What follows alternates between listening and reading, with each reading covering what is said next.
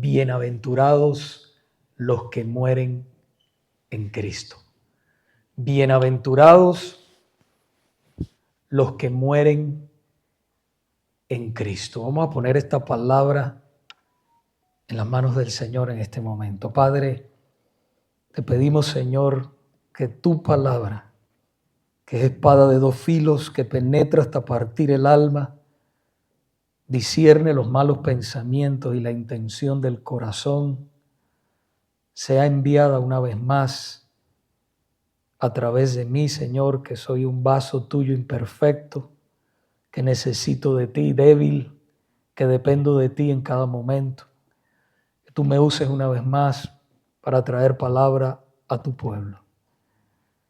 Que tú, Señor, siembres la semilla y prepares la tierra de estos corazones y aún el mío, para que esta palabra quede sembrada y dé frutos como tú quieres que dé.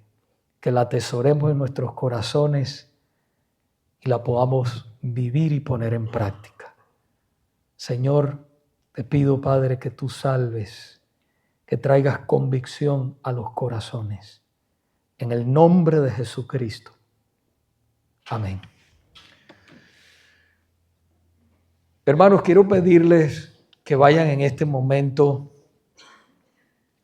al último libro de la Biblia, Apocalipsis.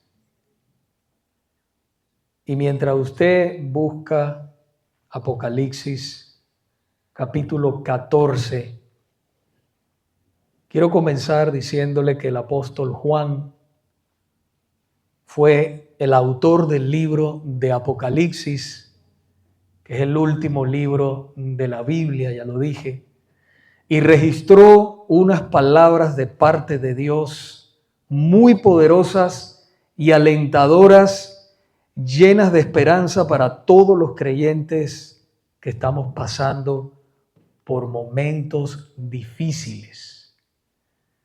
¿Cuántos de ustedes están pasando por momentos difíciles? Unos de una manera, otros de otra. Dijo una vez un predicador que el que no está entrando en la prueba está en medio de la prueba, el que está en medio de la prueba está saliendo de la prueba para después volver a entrar a la prueba.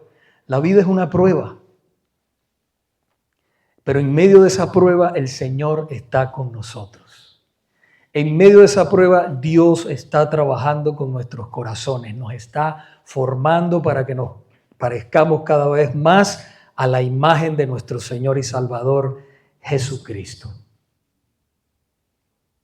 Apocalipsis capítulo 14, versículo 13. Así dice el Señor en esta tarde. Oí una voz desde el cielo que decía: escribe. Bienaventurados de aquí en adelante los muertos que mueren en el Señor. Sí, dice el Espíritu, descansarán de sus trabajos porque sus obras con ellos siguen. Iglesia de Cristo, la palabra bienaventurados se refiere a gozo, dicha, realización y satisfacción que experimentan todos los hijos de Dios. No algunos, todos los hijos de Dios.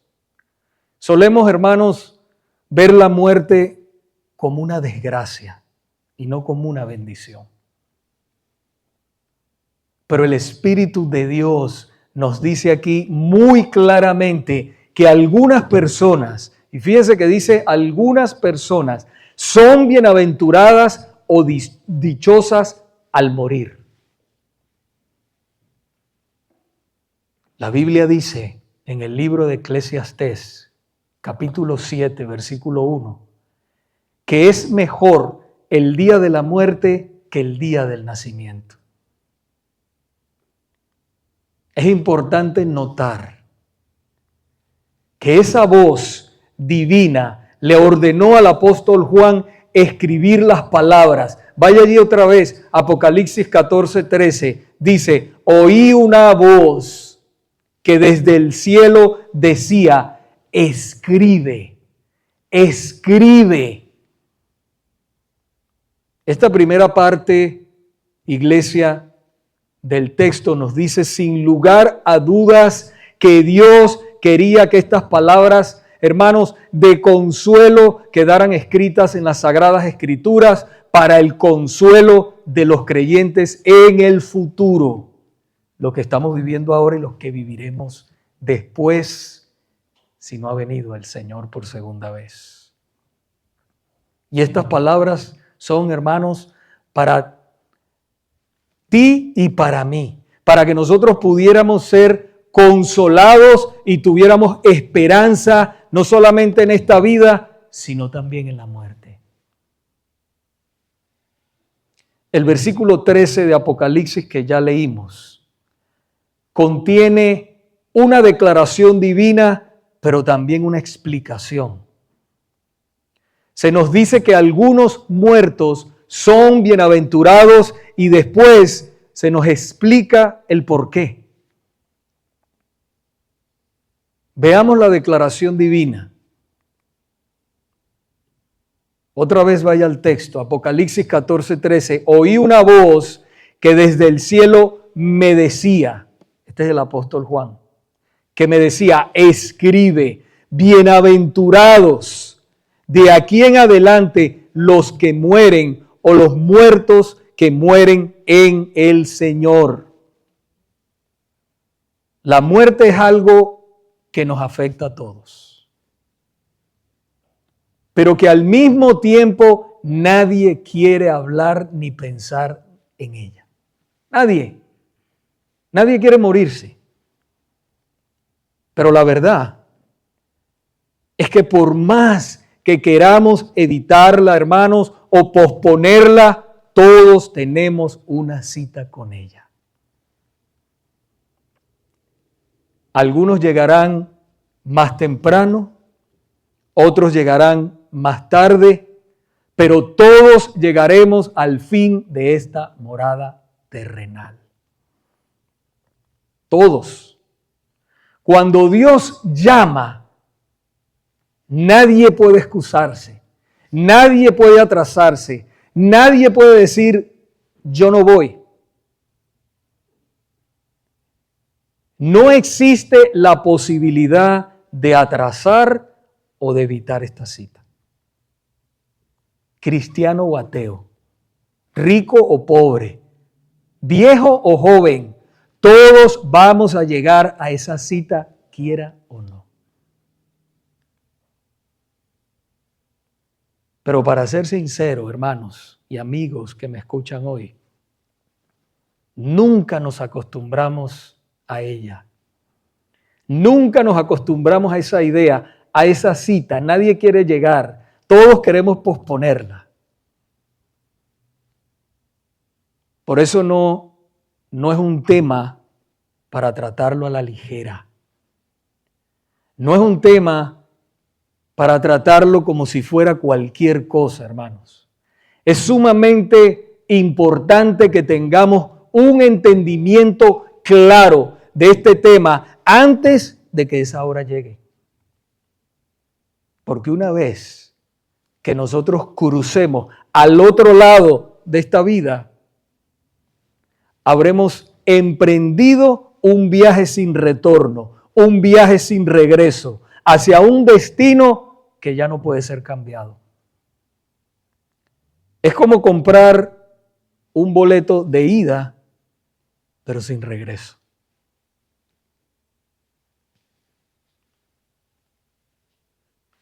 Y todos nos preguntamos, ¿qué sucede cuando un hombre o una mujer mueren?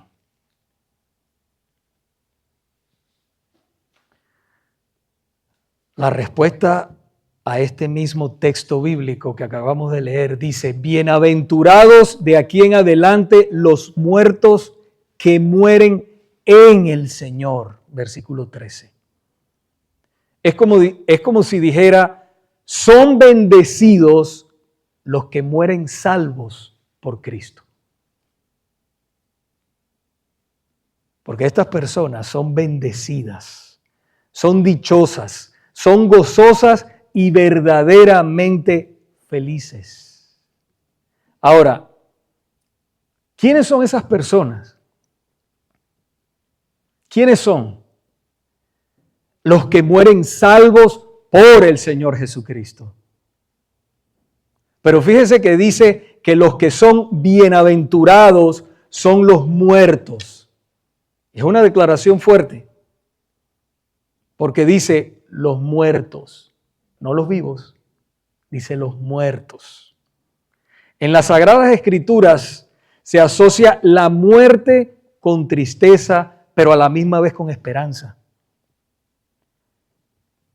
Primera de Tesalonicenses capítulo 4 versículos 13 y 14, Pablo escribió: tampoco queremos, hermanos, que ignoréis acerca de los que duermen, para que no os entristezcáis como los otros que no tienen esperanza. Porque si creemos que Jesús murió y resucitó, así también traerá Dios con Jesús a los que durmieron en Él. Hay esperanza, hermanos. Hay esperanza para todo aquel que cree en Jesucristo. Hay esperanza. No todo está perdido. El Señor vino a buscar y a salvar lo que se había perdido. Tampoco debemos olvidarnos que el mismo Señor Jesucristo lloró y se entristeció cuando vio a su amigo Lázaro que había muerto. Y fíjense usted que él había muerto y el Señor sabía que lo iba a resucitar, pero sin embargo, el Señor vio a las mujeres, vio todo aquello y se entristeció en su corazón y lloró. La compasión de Dios es profunda. Aún la muerte de un cristiano produce tristeza. Hermanos, y está bien entristecerse, está bien llorar. Dios nos ha hecho a nosotros con esos sentimientos y son naturales, porque ha habido una separación. Esa persona ha dejado un vacío en nuestras vidas aquí en la tierra.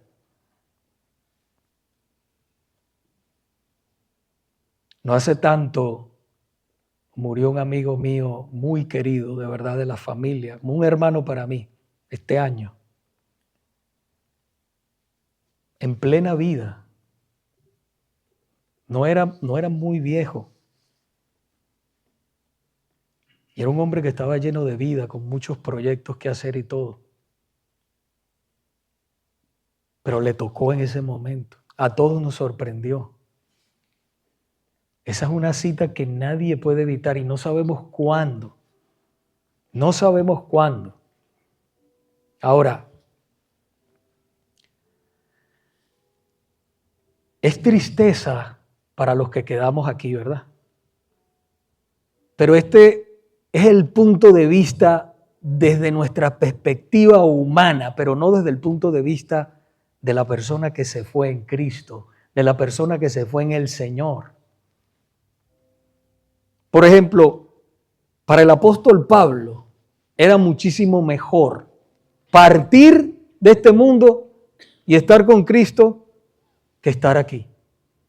Él escribió en Filipenses 1:21, porque para mí el vivir es Cristo y el morir ganancia.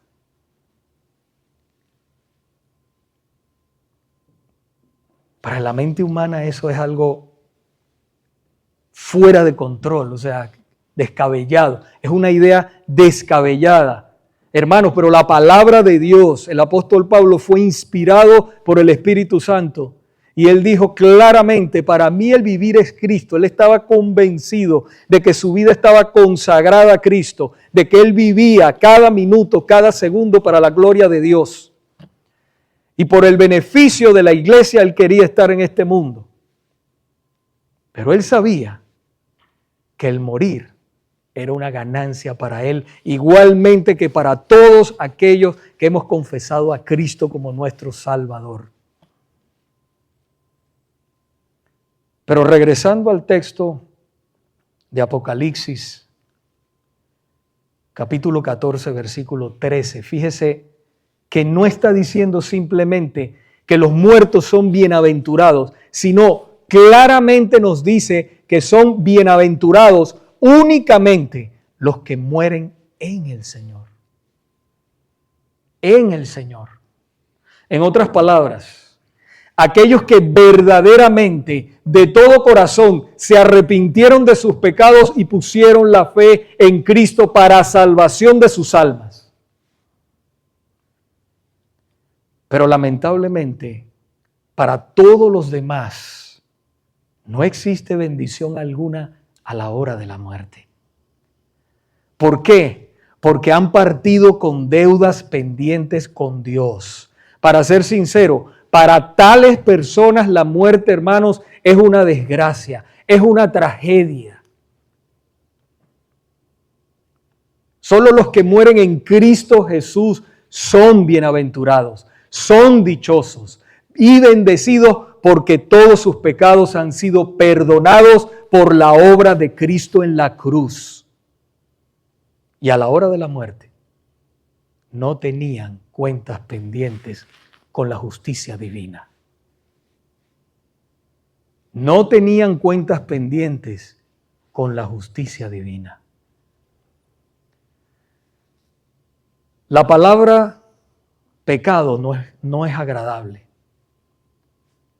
Yo sé que para muchas personas, inclusive para los que somos ya hijos de Dios, no es muy agradable. Y esa palabra tampoco está de moda, hermanos, en estos días. Pero ¿sabías tú que Dios toma la palabra pecado, Dios la toma tan pero tan en serio que envió a su Hijo Jesucristo a morir en una cruz para resolver el pecado, el problema del pecado que ha generado entre Él y el ser humano? Entre la relación entre Él y el ser humano.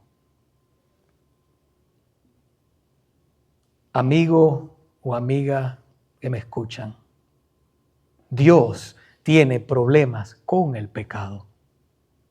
Porque Dios es un Dios justo y santo, y como Dios justo y santo no puede pasar por alto los pecados cometidos por los seres humanos. El ser humano tiene una deuda enorme con Dios que solamente Jesús, el Hijo de Dios, puede pagarla por ti. Mi amigo, mi amiga que me escucha, tú y yo nos presentaremos un día delante del único Dios verdadero, justo y santo. Y nos guste o no, tendremos que dar cuenta de todo lo que hayamos nosotros hecho cuando estábamos en esta vida o cuando estábamos en el cuerpo. Las Sagradas Escrituras nos dicen claramente en 1 de Pedro capítulo 4 versículo 5, pero ellos darán cuenta al que está preparado para juzgar a los vivos y a los muertos. Dios conoce cada pensamiento, cada deseo del corazón, del tuyo y del mío, cada acción que haces en lo oculto, Él la conoce. La Biblia dice que los ojos de Jehová recorren la tierra y Él está viendo todo lo que está sucediendo. La Sagrada Escritura nos declara en el libro de Hebreos capítulo 4 versículo 13 que no hay cosa creada que no sea manifiesta en su presencia. Antes bien, todas las cosas están desnudas y abiertas a los ojos de aquel a quien tenemos que dar cuenta. Tu vida y la mía, hermanos, es un libro abierto delante de Dios. Amigo o amiga que me escucha, tu vida y la mía es un libro abierto delante de Dios. Y en aquel día, el día del juicio, nadie, nadie, absolutamente nadie será justificado delante de Dios a menos que haya puesto la fe en nuestro Señor y Salvador Jesucristo.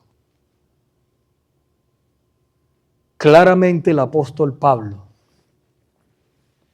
nos dice en la carta de Romanos, capítulo 5, versículo 1. Justificados pues por la fe, tenemos paz para con Dios por medio de nuestro Señor Jesucristo.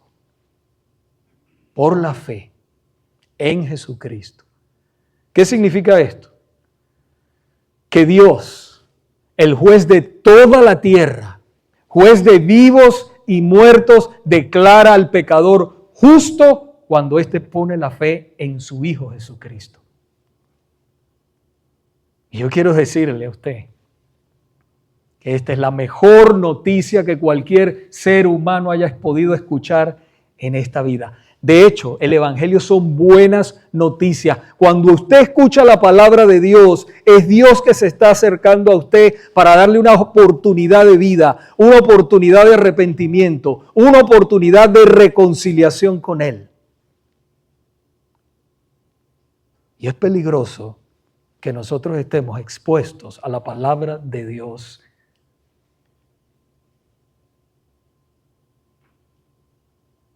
y no nos arrepintamos de nuestros caminos. Esa es la buena noticia, que hay perdón en Cristo para todo aquel que cree en Él. Esa es la buena noticia. La salvación de tu alma no depende de tu esfuerzo, ni de tu religión, ni de la iglesia, ni de que tus padres son cristianos, ni que tus abuelos son cristianos, ni a la iglesia que perteneciste o pertenecías, no. La salvación depende única y exclusivamente de Cristo y de lo que Él hizo en la cruz por pecadores arrepentidos.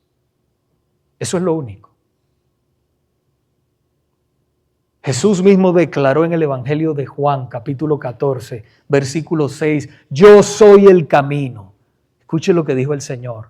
Yo soy el camino, la verdad y la vida. Nadie, dice el Señor, viene al Padre si no es por mí.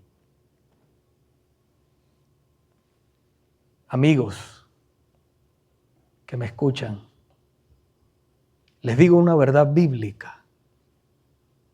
Si nos negamos a creer en Cristo Jesús en esta vida, estaremos separados de Dios por toda la eternidad. Póngase a pensarlo lógicamente. Si no quisiste al Señor aquí, ¿por qué piensas que Dios te va a querer allá? Suena ilógico, ¿verdad? Nuestro texto de Apocalipsis dice, bienaventurados los que mueren en Cristo. Bienaventurados los que mueren en Cristo. Es para los que han muerto en el Señor o morirán algún día en el Señor, cubiertos por su justicia, salvos de ir a ese lugar que nadie quiere ir. Nadie quiere ir a ese lugar llamado infierno. Cuando usted cierre sus ojos aquí en esta vida, ya no habrá vuelta atrás, no hay purgatorio, nada de eso existe. Se habrá acabado el tiempo para ti, lamentablemente. Esto nos lleva a la explicación del texto. Apocalipsis 14:13 continúa diciéndonos, sí, dice el Espíritu, descansarán de sus trabajos, porque sus obras con ellos siguen. ¿Por qué son bienaventurados los que mueren en el Señor? Por dos razones. Porque descansarán de sus trabajos y porque sus obras con ellos siguen.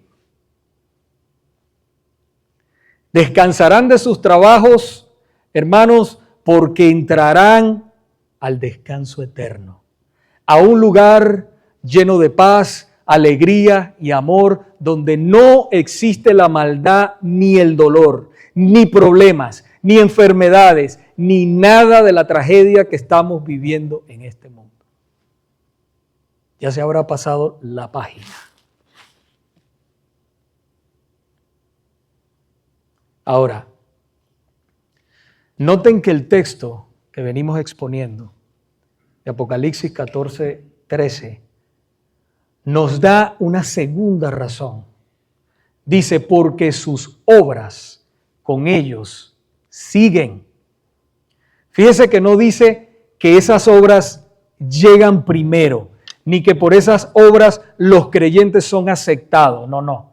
Dice que ellos llegan primero a la presencia del Señor y después esas obras los siguen, porque estas personas son aceptadas delante de Dios por la justicia de Cristo y no por las obras, por la justicia de Cristo.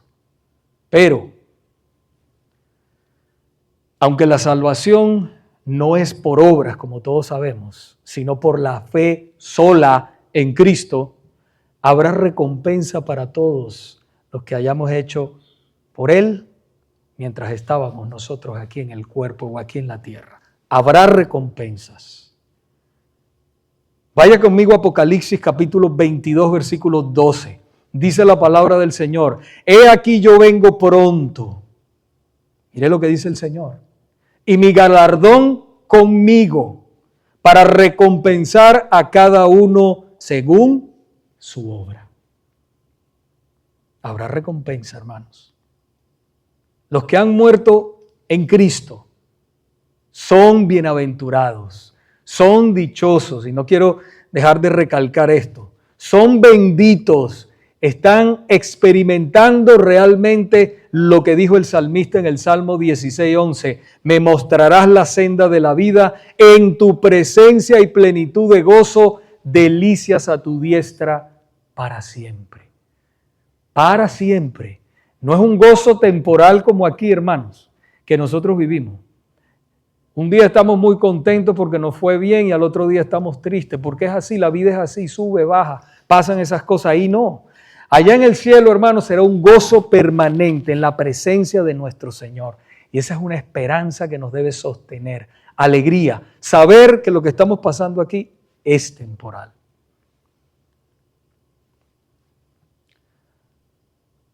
Ahora, ¿cómo nos sigue o cómo nos aplica este texto principal que venimos exponiendo de Apocalipsis 14:13?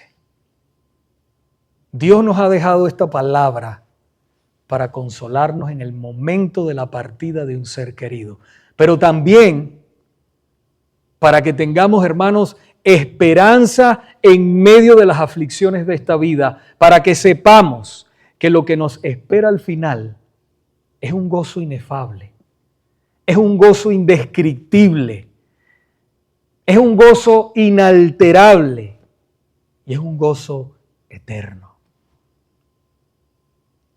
Dice el apóstol Pablo en la carta a los Romanos, capítulo 8, versículo 18, pues tengo por cierto que las aflicciones de este tiempo presente no son comparables con la gloria venidera que nosotros ha de manifestarse. No es comparable. Cosa que ojo no vio, ni oído oyó, dice la palabra del Señor, son las que Dios ha preparado para los que le aman. Ni siquiera nos podemos imaginar por esta mente lo que el Señor tiene preparado para nosotros. Los que mueren en el Señor son bienaventurados. Podemos enfrentar con confianza esta vida, pero también la muerte, hermanos. Si esa persona amada, y yo sé que muchos de nosotros tienen personas amadas, tal vez que están al borde de irse de este mundo, otros ya han partido, pero si esa persona amada ha partido de este mundo en Cristo, podemos tener la seguridad, el consuelo de que algún día nos volveremos a ver cara a cara. Y eso nos debe a nosotros fortalecer en medio de la tristeza, hermanos, en medio del dolor, nos debe llenar de gozo y de esperanza. El cristiano es una persona llena de gozo y de esperanza, aunque no todos los días son de gozo y de esperanza, y eso es la verdad. Somos imperfectos, fallamos, pero somos hombres y mujeres con gozo y con esperanza en medio de la aflicción. Porque el cristiano no muere. El cristiano pasa a la presencia del Señor. Segunda de Corintios 5:8, pero confiamos y más quisiéramos estar ausentes del cuerpo y presentes al Señor. En otras palabras, estar ausentes del cuerpo es estar en la presencia del Señor. Ahora pregunto a todos los amigos que han llegado a este santo lugar por primera vez, por segunda, o que tienes mucho tiempo viniendo. Unas simples preguntas. ¿Estás tú preparado o preparada para morir? ¿Estás preparado?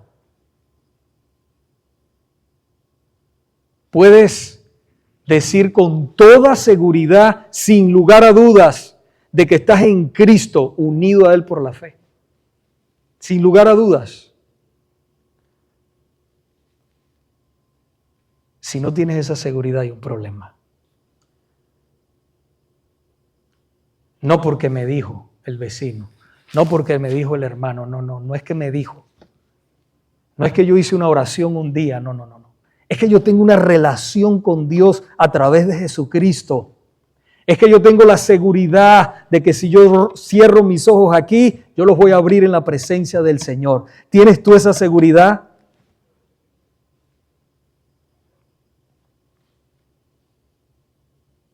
No es agradable hablar de la muerte, pero es una realidad. Y debemos estar preparados. Y todos nosotros como cristianos, hermanos, debemos conocer esto bien, porque nos va a tocar momentos en los cuales le tenemos que ministrar a nuestros familiares, amigos o vecinos. Y he visto tantos testimonios.